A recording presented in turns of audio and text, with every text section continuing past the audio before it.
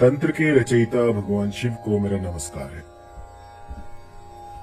तो दोस्तों, लगभग 7 साल पहले मैंने मोहिनी मंत्र का एक प्रयोग आपको बताया था।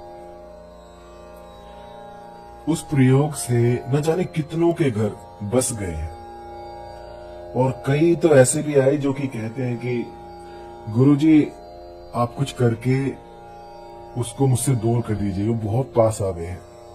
क्योंकि इसके बाद ऐसा होता है कि जो भी आपका साथी है, जो भी आपका प्रेमी है, वो सब कुछ भूल कर आपका हो जाता है।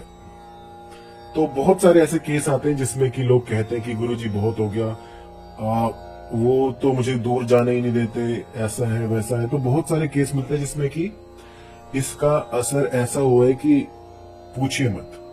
और कई केस ऐसे भी आए हैं जिसमें कि असर बिल्कुल नहीं दिखा है। तो आखिरकार कमी कहां पर है और जिसने इसको साध लिया है वो उसने ऐसे कैसे कर लिया? तो बहुत रिसर्च किया, बहुत सारे मंत्र देखे, बहुतों का मैंने सुना कि उन्होंने कैसे किया, उनकी प्रोनाउंसिएशन देखी।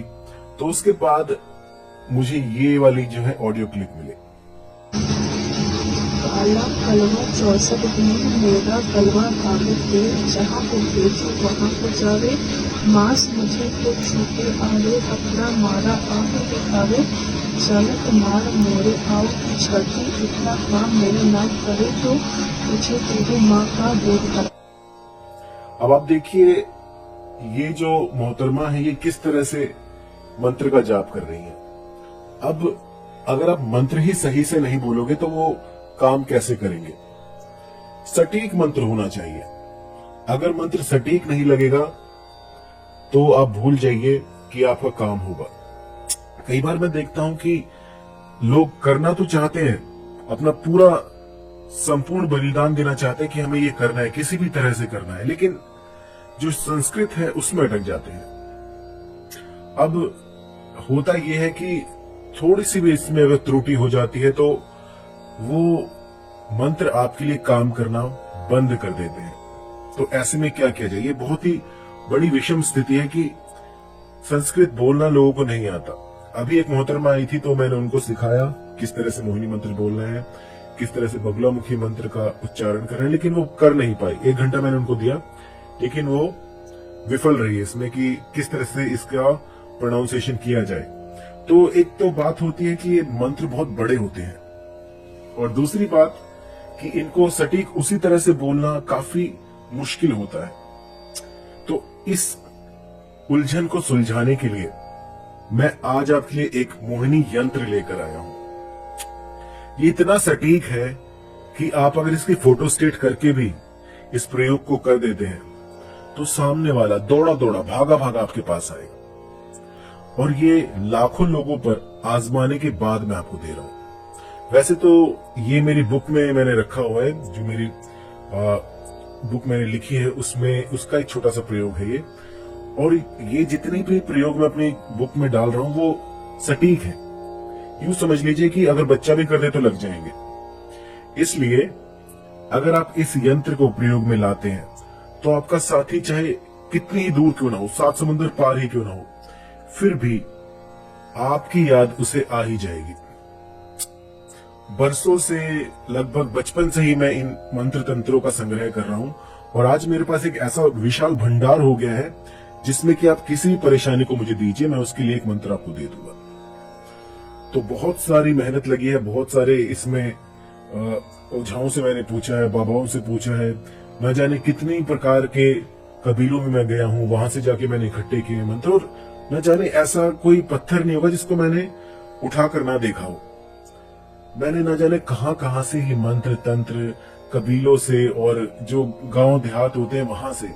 तो शाबर मंत्र और जो हमारे मोहिनी मंत्र है ये सटीक काम करते हैं। शाबर मंत्र में क्या होता है कि वो टूटे फूटे होते हैं, थोड़ी सी संस्कृत होती है, थोड़ा सा कोई गांव की भाषा होती है, तो वो शाबर मंत्र बन जाते हैं।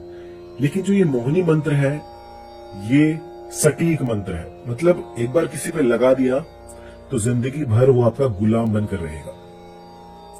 अब अभी आपने जो ऑडियो क्लिप सुनी उसमें तो आपको पता लग गया होगा कि लोग कैसे इसका जाप कर रहे हैं। तो जाप में बहुत बड़ी त्रुटि कर रहे हैं। जब तक आपका गुम्फन ठीक नहीं होगा तब तक भूल जाइए कि मंत्र आपके लिए काम करेंगे।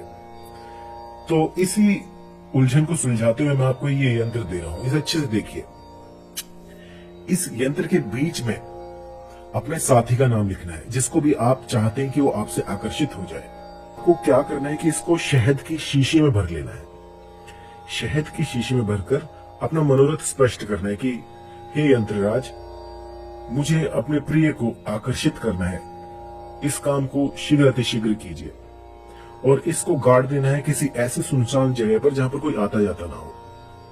याद रखिएगा, जब भी आप ये प्रयोग करें तो आप एकांत में हो, आपके आसपास दूसरी आत्मा नहीं होनी चाहिए। अगर कोई आपको ये प्रयोग करते हुए देख भी लेगा तो भी ये प्रयोग विफल हो जाएगा। ये ऐसा करना है कि जैसे एक हाथ से दान दो, दूसरे को पता ना चले, बिल्कुल छुपाकर। जब तक आप इस प्रयोग को साधना लें, अपनी परछाई को भी ना बताएं कि मैंने ये प्रयोग किया है। क्योंकि होता ऐसा है कि आपकी जो ऊर्जा है उसको कम करने के लिए आपके पास बहुत सारे साधन है। अगर आप पड़ोसी को बताएंगे तो आपकी ऊर्जा को कम कर देंगे। वो उत्साह, वो जो एक, जब मंत्र हम करते तो एक फीलिंग आती है अंदर से, बहुत खुशी होती है कि आपने कुछ किया है, उसका असर जल्दी दिखने वाला है। तो उस ऊर्जा को संभाल कर रखिए। उस ऊर्जा, वही एक ऊर्जा है जो इसके पीछे काम करती है। क्योंकि जब तक एक साइंटिस्ट कोई आविष्कार नहीं कर लेता तब तक लोग उसे पागल कहते हैं। तो जब तक ये पूरा ना हो जाए तब तक आप किसी को ना बताइए। और जब आपको ये चमत्कार दिखे उसके बाद आप ढिंडोरा पीट सकते हैं, अगर पीटना चाहे तो। क्योंकि जो शेर है वो तभी दहाड़ मारता है जब वो अपना शिकार पकड़ लेता है। तो इससे पहले आप किसी को कुछ ना बताइए, बिल्कुल गुप्त रहे ये मंत्र और ये यंत्र। आप किसी को कुछ ना बताएं। ये आपको करना है पूर्णिमा के दिन या अमावस्या के दिन।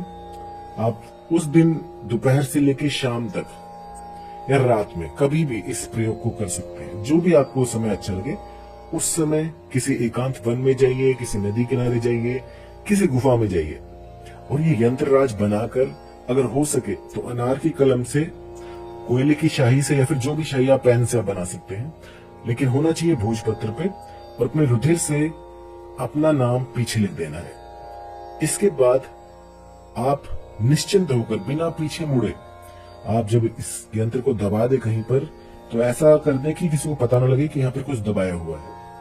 उसके बाद बिना पीछे देखे आप आ जाए अपने घर और चैन की नींद सोए।